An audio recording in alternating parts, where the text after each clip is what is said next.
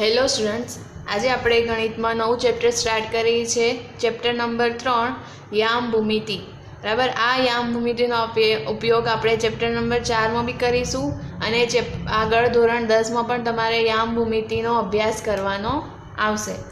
તો આપણે આગળ ચેપ્ટર નંબર 1 સંખ્યા પદ્ધતિમાં સંખ્યા રેખા વિશે ભણી ગયા હતા. બરાબર, સંખ્યા રેખા પર વાસ્તવિક સંખ્યાઓનું નિરૂપણ કેવી રીતે કરવાનું તેના વિશે ભણી ગયા હતા. બરાબર, આ સંખ્યા રેખા દોરી, તેને x નામ આપ્યું, વચ્ચે 0, એની 0ની આમ બાજુ ધન વાસ્તવિક સંખ્યા, ડાબી બાજુ ઋણ વાસ્તવિક સંખ્યા.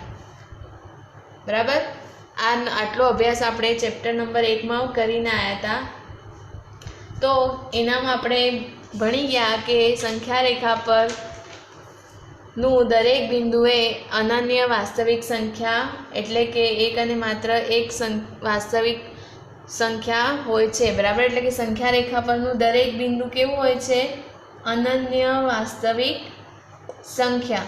અનન્ય એટલે એક અને માત્ર એક.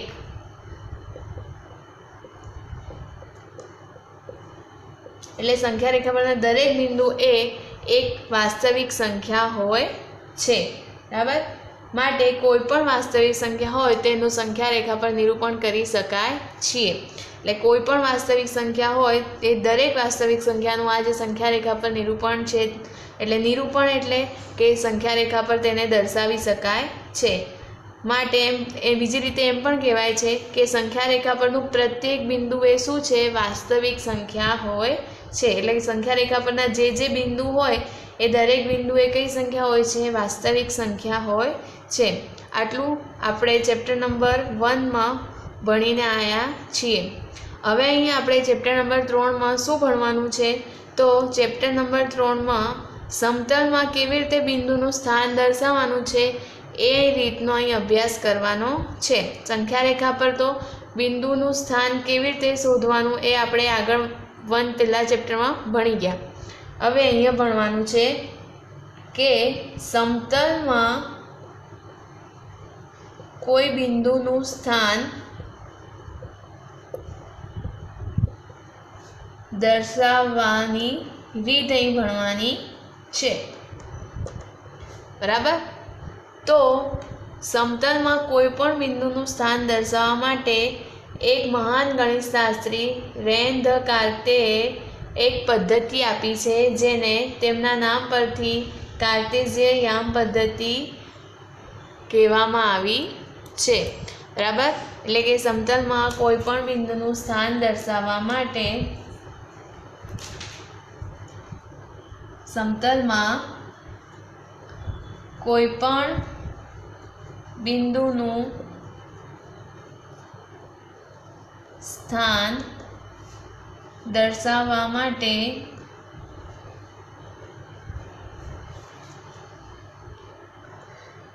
મહાન ગણિતશાસ્ત્રી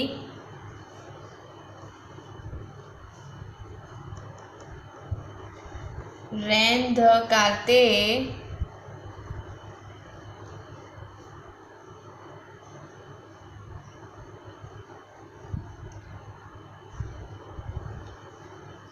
પદ્ધતિ આપી છે જેને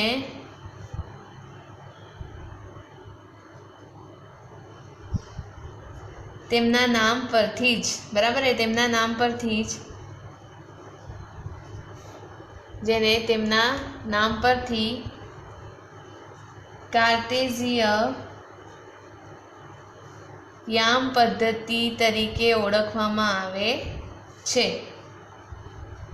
કાર્ટેઝિય યામ પદ્ધતિ તરીકે ઓળખવામાં આવે છે. એટલે કે મહાન ગણિતશાસ્ત્રી કયા ગણિતશાસ્ત્રી છે? અહીંયા તમને પૂછે કે કયા ગણિતશાસ્ત્રીના નામ પરથી કાર્ટેઝિય યામ પદ્ધતિ આવી છે, તો તમારે જવાબ લખવાનો રેન ધ કાર્તે નામના ગણિતશાસ્ત્રીએ સમતલમાં કોઈ પણ બિંદુનું સ્થાન દર્શાવવા માટે કાર્ટેઝિય યામ પદ્ધતિ આપી છે. બરાબર, હવે આપણે અહીંયા કાર્ટેઝિય યામ પદ્ધતિનો ઉપયોગ કરીને સમતલમાં બિંદુનું સ્થાન ભણીશું. બરાબર, તો આપણે લખીએ કાર્ટેઝિય યામ પદ્ધતિ। બરાબર, હવે આપણે આ પદ્ધતિનો અભ્યાસ કરીશું કે કાર્ટેશીય યામ પદ્ધતિમાં શું આવે છે। તો અહીંયા આપણે ખાલી એક્સ અક્ષ હતો, હવે અહીંયા આપણે એક્સ અને વાય બે અક્ષ લઈશું। બરાબર, આ એક્સ અક્ષ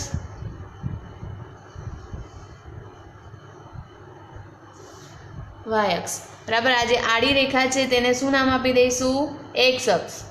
અને આ જે ઊભી રેખા છે તેને શું નામ આપી દઈશું? વાય અક્ષ।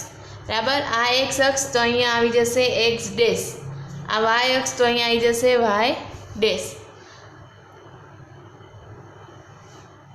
હવે અહીં લખીશું કે આ જે આડી રેખા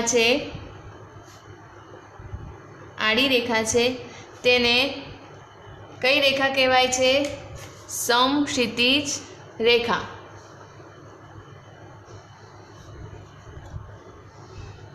બરાબર, અને બીજું એને શું કહેવાય છે? એક્સ અક્ષ। આડી રેખા છે તેને સમક્ષિતિજ રેખા કહેવાય, બીજું એક્સ અક્ષ કહેવાય, અને હજી એક નામ છે એનું કોટી। બરાબર, હવે આપણે ઊભી રેખા લઈએ તો ઊભી રેખા જે છે એને શું કહીશું આપણે? શિરોલંબ રેખા। શિરોલંબ રેખા, બરાબર, જે છે વાય અક્ષ। અને વાય અક્ષને બીજા કયા નામથી ઓળખવામાં આવે છે? તો ભુજ। બરાબર, આ એક્સ અક્ષ, આ વાય અક્ષ, બરાબર, આ શિરોલંબ રેખા, આ સમક્ષિતિજ રેખા, આ શિરોલંબ રેખા, બરાબર, એને કોટી કહેવાય અને ભુજ કહેવાય। ત્યારબાદ દેખીએ આ જે બે રેખાઓ એકબીજાને છેદે છે તે અહીંયા નામ આપી દઈશું ઓ। બરાબર, એટલે કે આ એક્સ અક્ષ અને વાય અક્ષ બંને છેદે, એ બંનેના છેદ બિંદુને ઓ નામ આપીશું, જેને શું કહેવામાં આવે છે? ઉગમ બિંદુ કહેવામાં આવે છે। આ ઉગમ બિંદુ છે, આ ઉગમ બિંદુની વ્યાખ્યા દેખીએ તો એક્સ અક્ષ અને વાય અક્ષના છેદ બિંદુને શું કહેવામાં આવે છે? ઉગમ બિંદુ કહે છે। એને ઉગમ બિંદુને ઇંગ્લિશમાં કહેવાય છે ઓરિજિન પોઈન્ટ। બરાબર, અને તેને ઓ વડે દર્શાવવામાં આવે છે। બરાબર, એટલે ઉગમ બિંદુ દર્શાવવાનો સંકેત કયો આવશે? ઓ વડે દર્શાવવામાં આવે છે। આટલું ક્લિયર થયું તમારે? ત્યારબાદ દેખો, હવે આપણે અક્ષ દોર લીધા, આ એક્સ અક્ષ, આ વાય અક્ષ, અહીં એક્સ ડેશ, અહીં વાય ડેશ, વચ્ચે ઉગમ બિંદુઓ। બરાબર, હવે અહીંયા દેખો, અહીંયા હવે શું દેખીશું? આપણે સંખ્યા રેખા પર શું દર્શાવીશું? એક્સ અક્ષ પર શું આવશે? તો એક્સ અક્ષ પર આવશે ધન વાસ્તવિક સંખ્યાઓ। એટલે અહીંયા જે સંખ્યાઓ આવશે એ બધી સંખ્યાઓ કેવી આવશે? ધન સંખ્યાઓ। બરાબર, આ તો સંખ્યા રેખા ભણી ગયા કે વચ્ચે ઓ હોય, આમ બાજુ ધન સંખ્યા હોય અને એની આમ ડાબી બાજુ શું હોય છે? ઋણ સંખ્યાઓ। બસ તે રીતે જ અહીં દર્શાવવાનું છે। અહીંયા ધન સંખ્યા, અહીંયા ડાબી બાજુ ઋણ સંખ્યા। એવી રીતે જ વાય અક્ષ પર તો અહીંયા ઓની ઉપરની બાજુ શું આવશે? ધન સંખ્યા, ધન વાસ્તવિક સંખ્યા। બરાબર, એ ઉપરની બાજુ ધન વાસ્તવિક સંખ્યા અને નીચેની બાજુ શું આવશે? ઋણ વાસ્તવિક સંખ્યા।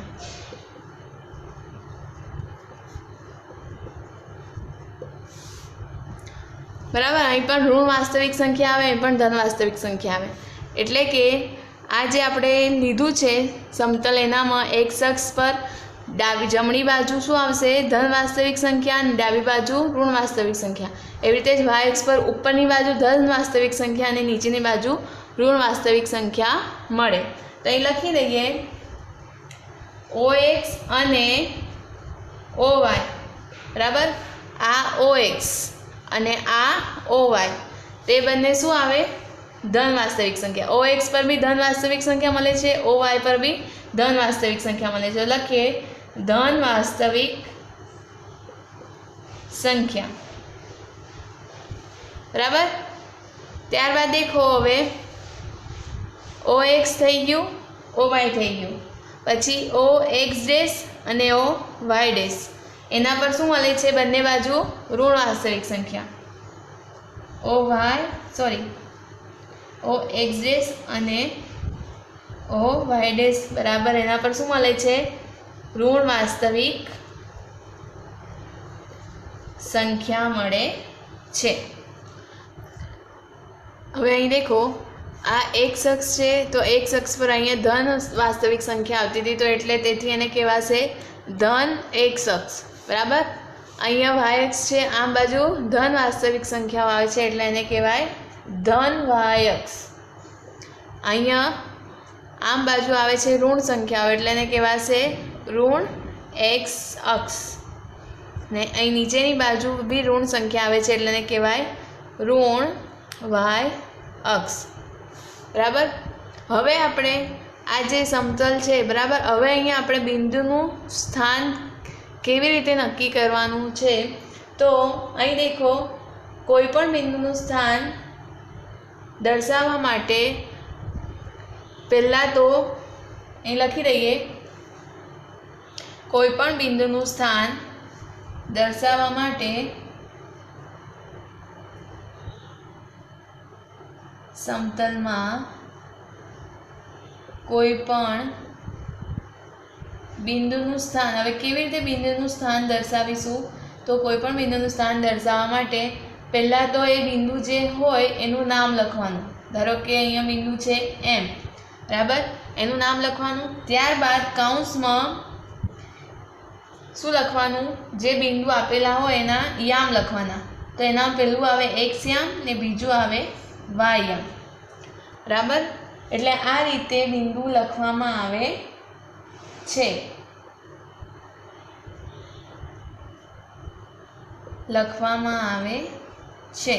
એટલે કે કોઈ બિંદુ છે, આ એમ છે, એમને આ સમતલમાં દર્શાવવાનું છે, તો એમના પાસે કૌંસમાં બે યામ હશે।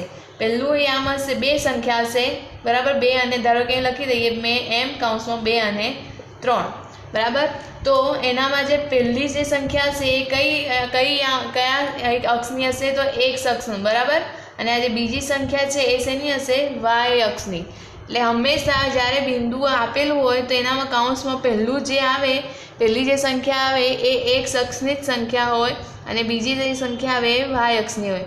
ધારો કે અહીંયા M23 છે, તો આ 2 છે એ એક્સ અક્ષ પરનું બિંદુ છે, એટલે એક્સ અક્ષ પરનું 2 છે, એટલે અહીંયા જે એક્સ અક્ષ પર છે, હજુ એ દેખવાનું કે આ ધન છે કે ઋણ છે।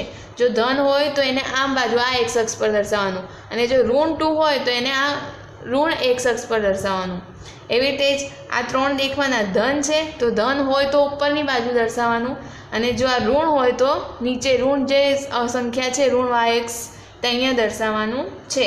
એટલે કે અહીં પહેલું એક્સ યામ લખાય, બીજું વાય યામ લખાય। હંમેશા આ ખાસ યાદ રાખજો, જો વાય અહીં લખી દઈએ, વાય યામનું બિંદુ અહીં લખીને એક્સ યામ અહીં લખી દઈએ તો એ ખોટું પડે। પહેલાં એક્સ યામ લખવાનું, પછી વાય યામ લખવાનું છે। અને આ જે યામ છે તેને કૌંસમાં જ દર્શાવવામાં આવે છે। આ 2 અને 3 શું છે? તો આ બિંદુના યામ છે। આ જે બિંદુ એમ છે એના યામ છે 2 અને 3। આ એક્સ યામ છે, આ વાય યામ છે બરાબર। અને આ જે યામો જે છે એ તેને હંમેશા કૌંસમાં જ દર્શાવવામાં આવે છે। તો લખીશું, યામને હંમેશા કૌંસમાં દર્શાવવામાં આવે છે। આ ખાસ યાદ રાખજો।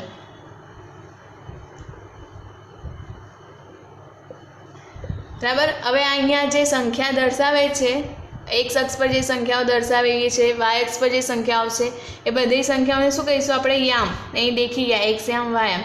તેથી આ જે અક્ષો પણ છે એને શું કહેવાઈશું? યામાક્ષો કહેવામાં આવે છે બરાબર। યામ છે આના પર બધે યામ સંખ્યાઓને યામ કહેવામાં આવે છે, તેથી આને બંને અક્ષોને શું કહેવામાં આવે છે? યામાક્ષો પણ કહેવામાં આવે છે બરાબર। આ ખાસ યાદ રાખજો। વાય અક્ષ અને એક્સ અક્ષને બીજા કયા નામથી ઓળખી શકાય? તો તેને યામાક્ષો પણ કહેવામાં આવે છે। હવે અહીં દેખો, આગળ ઉગમ બિંદુ છે, ઉગમ બિંદુ O, તો ઉગમ બિંદુ O ના યામ તો અહીંયા નક્કી જ છે બરાબર। તો અહીં લખીએ, ઉગમ બિંદુ O ના યામ શું આવશે?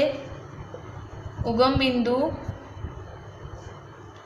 ના યામ O બરાબર કૌંસમાં 0 0 હોય છે, બરાબર। એટલે ઉગમ બિંદુના યામ હંમેશા આ જ હોય છે, O કૌંસમાં 0 0। O એટલે આ જે બિંદુ છે ઉગમ બિંદુ, એ આનું નામ આપવાનું અને અંદર એના શું આવશે, યામ આવશે। શું આવશે, 0 0। તો આ એક્સ યામ હોય ને આ વાય યામ હોય, એ બંને કેવા આવે, 0 0। એટલે ઉગમ બિંદુના યામ હંમેશા યાદ રાખવાનું કે ઉગમ બિંદુના યામ O કૌંસમાં 0 0 જ હોય છે, બરાબર। આના સિવાય કોઈ બીજા યામ હોતા નથી, બરાબર। આ ખાસ યાદ રાખજો। ત્યારબાદ હવે કોઈ બિંદુનું એક્સ યામ તે બિંદુથી લંબ એક્સ અક્ષ પરનું બિંદુ અને કોઈ બિંદુનું વાય યામ એ તે બિંદુ પરથી લંબ વાય અક્ષ પરનું બિંદુ હોય છે। કોઈ બિંદુનું એક્સ યામ, બરાબર। તો કોઈ બિંદુ લીધું, ધારો કે આ M2 3 અહીં લઈ લીધું। હવે કોઈ બિંદુનું એક્સ યામ એટલે આ 2 છે, એ એક્સ અક્ષ પરનું તે બિંદુથી લંબ એક્સ અક્ષ પરનું બિંદુ હોય છે। એટલે આ જે એક્સ યામ હોય એ તે લંબ અંતરનું એટલે કે આનીથી આ લંબ અંતરનું બિંદુ હોય છે અને વાય યામ એ વાય કોઈ પણ બિંદુનું વાય યામ એ તે બિંદુથી લંબ અંતર એટલે વાય અક્ષ પરનું બિંદુ હોય છે। તો અહીં એક બિંદુ લઈ લીધું, આ જે બિંદુ છે ને અહીં દર્શાવીએ 2 અને 3, બરાબર। હવે આ બિંદુનું આ જે એક્સ યામ છે એ આ બિંદુથી લંબ અંતરે એટલે કે આ, બરાબર। આ થયું। તો આ લંબ અંતરે કોઈ એક્સ અક્ષ પરનું બિંદુ એટલે કે આ જે એક્સ અક્ષ પરનું બિંદુ હોય છે અને આ જ બિંદુનું વાય યામ એટલે કે 3 એ આ બિંદુથી લંબ અંતર એટલે કે આ લંબ અંતર ને અહીંથી આ લંબ અંતર, બરાબર। ખબર પડી? આનું બિંદુ 2, બરાબર, એ એક્સ યામ છે। તો એક્સ યામ એ અહીંયાથી આ એક્સ અક્ષને લંબ અંતરે, આ લંબ અંતર થયું, એ એક્સ અક્ષ પરનું એક બિંદુ હોય છે અને આનું જ એમનું જ બિંદુ વાય યામનું બિંદુ એટલે આ વાય યામ એટલે 3 છે, એ આ બિંદુથી વાય અક્ષને લંબ એટલે કે અહીંયા આને લંબ એક અહીં પરનું બિંદુ હોય છે, વાય અક્ષનું બિંદુ હોય છે, બરાબર। એટલે કે તમને એમ કે બિંદુ M અને 2 કૌંસમાં 2 અને 3 તો એ બિંદુ દર્શાવો તો તમારે શું કરવાનું કે અહીંથી એક્સ યામ કેટલું છે 2, તો અહીંથી 2 એકમ અંતરે એટલે અહીંયા 0 1 2 તો 2 પરથી, બરાબર, એમ એટલું માપ લેવાનું અને અહીંથી 3 એટલે અહીંયા 1 2 અને 3, બરાબર। આ 3 અને આ 2, બરાબર, એ બંને અહીંયા ભેગા કરે તો આ બિંદુ મળી ગયું 2 અને 3।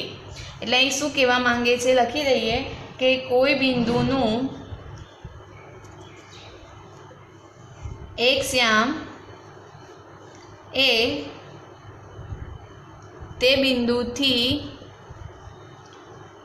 લંબ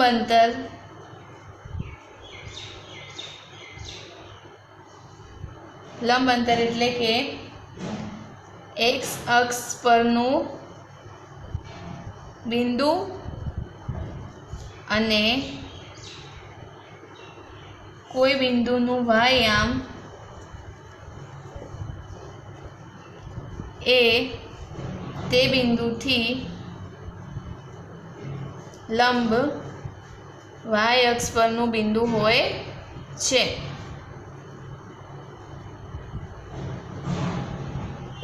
બરાબર। જે મેં તમારે અહીંયા બતાડ્યું કે, બરાબર। એટલે આ રીતે આપણે બિંદુને અહીંયા દર્શાવી શકીએ છીએ। હવે આગળ દેખીએ તો આ જે અક્ષો છે આ એક્સ અક્ષ અને વાય અક્ષ તે સમતલને 4 ભાગમાં વહેંચે છે, બરાબર। આખું સમતલ હતું એનામાં આપણે એક્સ અક્ષ અને વાય અક્ષ દોર્યા, બરાબર। તો એના 4 ભાગ થઈ ગયા, 1 2 3 4, બરાબર। એટલે કે અક્ષો એ સમતલને 4 ભાગમાં વહેંચે છે, બરાબર। તો એ ભાગના નામ આપીએ તો આ જે પહેલું છે ભાગ એને કહેવાય છે પ્રથમ ચરણ, બરાબર।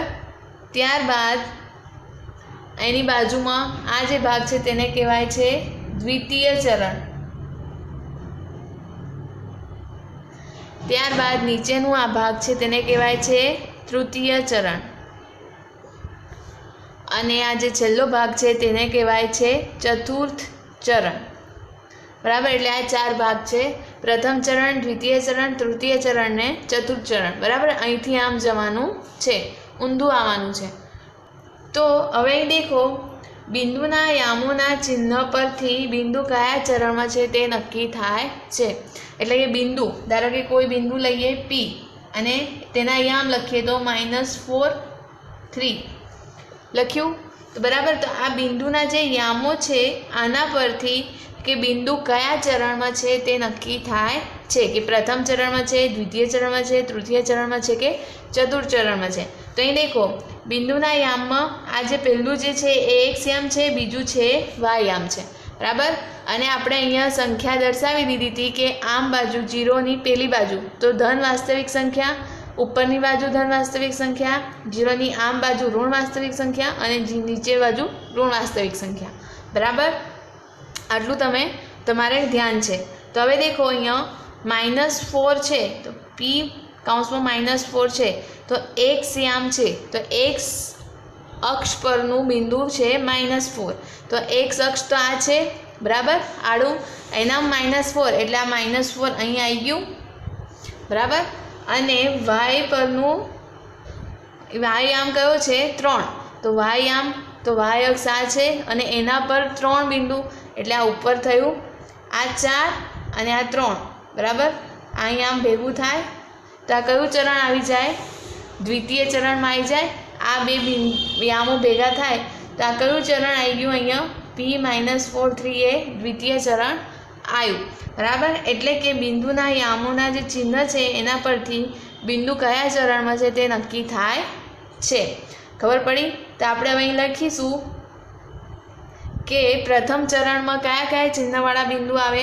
तो देखो प्रथम चरण में देखो तो अहींया आखुं प्रथम चरण है, आ OY अने आ OX। तो अहींया OX पर तो धन है, OY पर पण धन है, एटले अहींया क्या क्या बिंदु आवशे, बिंदुना चिन्हों क्या क्या आवशे अहींया प्लस प्लस। केम प्लस आवशे? तो अहींया एक्स याम पण प्लस है अने वाय याम पण शुं छे प्लस है। त्यारबाद अहीं आओ तो अहींया पहला एक्स याम लेवानुं छे, एटले पहला एक्स याम में अहींया शुं छे माइनस संख्या है, ऋण संख्या है, अने वाय याम में धन संख्या है। तो अहीं शुं आवशे माइनस प्लस। बराबर, ध्यान राखजो पहला एक्स यामनुं चिन्ह लेवानुं पछी वाय यामनुं चिन्ह। हवे अहीं तृतीय चरण में आवीए तो अहीं तो बंने बाजू शुं छे, अहीं पण ऋण छे, अहीं पण ऋण छे, एटले अहीं शुं आई जशे एक्स याम बी ऋण, वाय याम बी ऋण। बराबर, त्यारबाद देखो अहींया आई जाओ पाछा चतुर्थ चरण में, तो अहींया एक्स याम पाछा शुं आई जशे धन ने वाय याम शुं आई जशे ऋण, एटले के प्लस माइनस। बराबर, एटले आ चिन्हों याद राखशो। प्रथम चरण में आवे तो ये प्लस प्लस वाला होय बिंदु याम दर्शावता होय प्लस प्लस वाला ए प्रथम चरण में आवशे। पछी पहेलुं माइनस अने बीजुं प्लस होय तो एवा याम द्वितीय चरण में आवशे। पछी बंने माइनस होय तो एवा याम कई आवशे तृतीय चरण में, अने पहेलुं प्लस होय अने बीजुं माइनस होय तो चतुर्थ चरण। बराबर, आ खास याद राखजो। आ प्लस माइनस अहीं आई जाए ने माइनस प्लस अहीं आई जाए तो तमारुं खोटुं पड़शे। पहला एक्स यामनुं चिन्ह देखवानुं पछी वाय यामनुं चिन्ह देखवानुं, पहला एक्स यामनुं चिन्ह दर्शाववानुं पछी वाय यामनुं। एटले आना परथी शुं कहेवाय के प्रथम चरण ए छे एनामां प्लस प्लस वाला याम आवशे। बराबर, जो तो आना परथी लखीशुं कि जो बिंदु प्रथम चरण में होय तो बिंदुनु स्वरूप कयुं आवी जाए प्लस प्लस वाळुं आवी जाए। तो बिंदुनु स्वरूप प्लस प्लस होय। बराबर, एटले कि जे संख्या होय बंने केवी होय अहींया धन। त्यारबाद लखीए जो बिंदु द्वितीय चरण में होय तो बिंदुनु स्वरूप शुं आई जशे माइनस प्लस।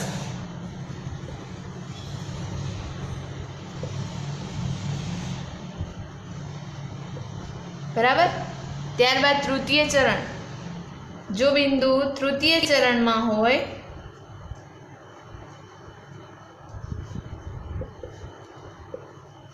तो बिंदुनु स्वरूप શું આવી જશે? માઇનસ માઇનસ, એટલે તે વખતે બંને સંખ્યા બંને યામો કેવા હોય? ઋણ. અને છેલ્લું લખીએ કે જો બિંદુ